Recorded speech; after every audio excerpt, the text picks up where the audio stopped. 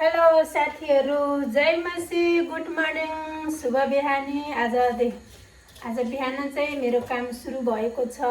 म चाहिँ बिहान उठेर मुख धुने, त्यसपछि बाइबल पढ्ने, प्रार्थना गर्ने, अनि त्योपछि चिया कफी खाएपछि मेरो चाहिँ अनि बिहानको फेरि पनि काम धन्दा खानेकुराहरू बनाउन लाग्दैछु।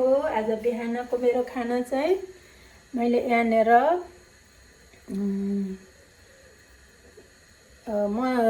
सोया पोटेटो मस्यौरा मैले भिजाएर चाहिँ यहाँ फुराएको छु। त्यसपछि यता पापड फुराएको छु, पापड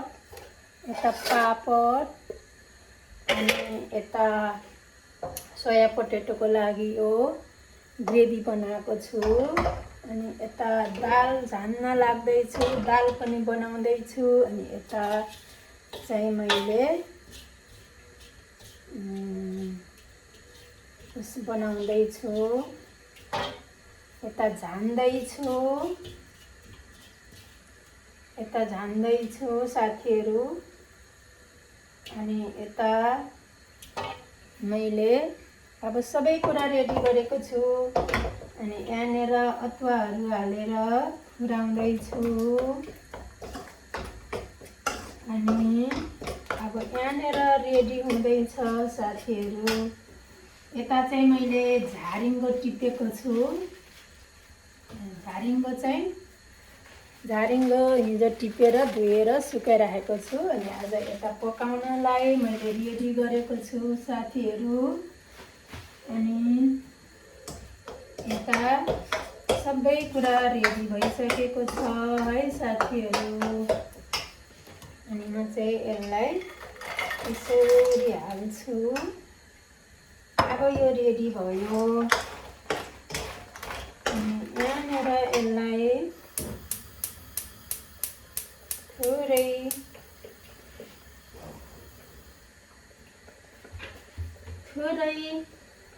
सोया सस लगाइदिने। त्यसपछि म चाहिँ प्राय जसो सिसमी ओइल चलाउँछु। म चाहिँ सिसमी ओइल 3 लिटरको एकैचोटि लिएर राख्छु।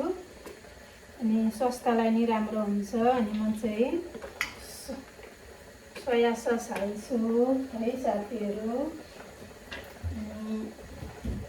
अब नानीहरू सबै काममा छन्, काम गइसकेको छन्। अब म चाहिँ यो खानाहरू रेडी गरेर आफू पनि खाने अनि काममा जाने साथीहरू है। अब यता रेडी भइसक्यो। अनि यहाँनिर सबै कुरा रेडी भइसकेको छ। यो चाहिँ मेरो मस्यौरा, नानीहरू मासु खाँदैनन्। अनि यता अब यो रेडी भइसक्यो। अब यसलाई चाहिँ माथिबाट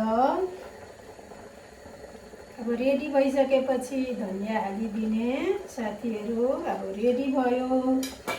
अब यो रेडी भयो है। यता रेडी भइसक्यो मस्यौरा।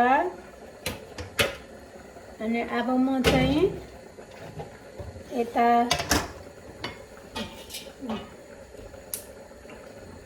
दाल छानेर अब यसलाई म फेरि झारिङ्गोको तरकारी पकाउँदैछु। दाल झान्दैछु साथीहरू।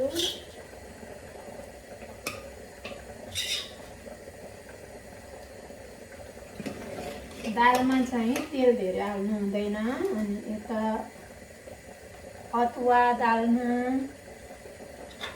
अनि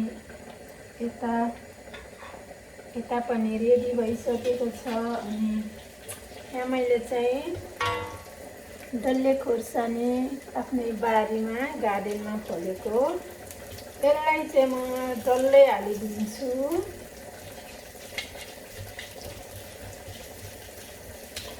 अनि यसमा बेसार हालिदिने।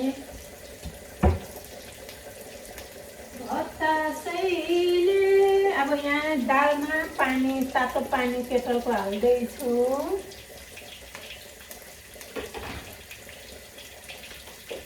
अनि म चाहिँ यहाँ झारिङ्गोको साग काट्दैछु साथीहरू।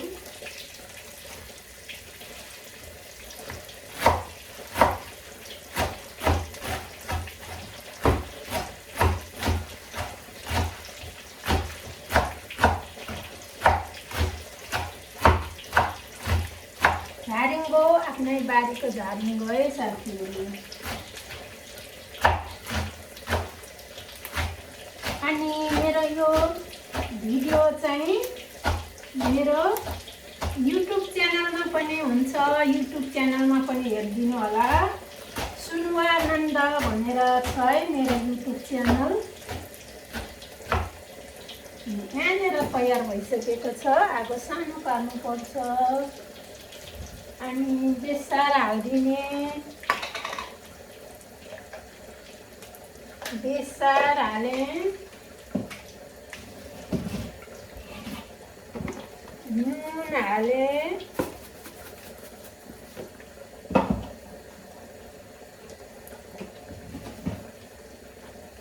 मसला हालेँ अनि अब यसलाई चाहिँ म पालुङ्गोको साग झारिङ्गोको साग पकाउँदैछ साथीहरू। मेरो चाहिँ अर्ग्यानिकै बारीको अर्ग्यानिक खाना अब रेडी हुँदैछ। हजुरहरूलाई कस्तो लाग्दैछ? मन पर्यो भने मेरो अब टिकटकमा अनि युट्युब च्यानलमा पनि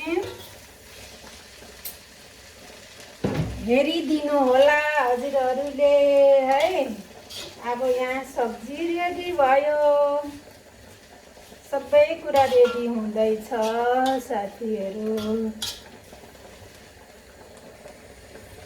तिमी हो मेरो गोठला,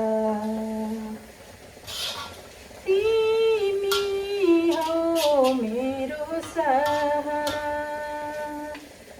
अब यता रेडी भयो दाल पनि। हामी चाहिँ दाल भात चाहिँ नखाइ हुँदैन है हामी नेपालीलाई जहाँ गए पनि।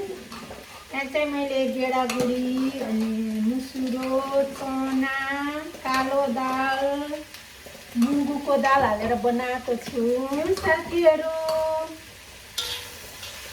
बाई बाई, कस्तो लाग्छ हजुरहरू मेरो खानाहरू?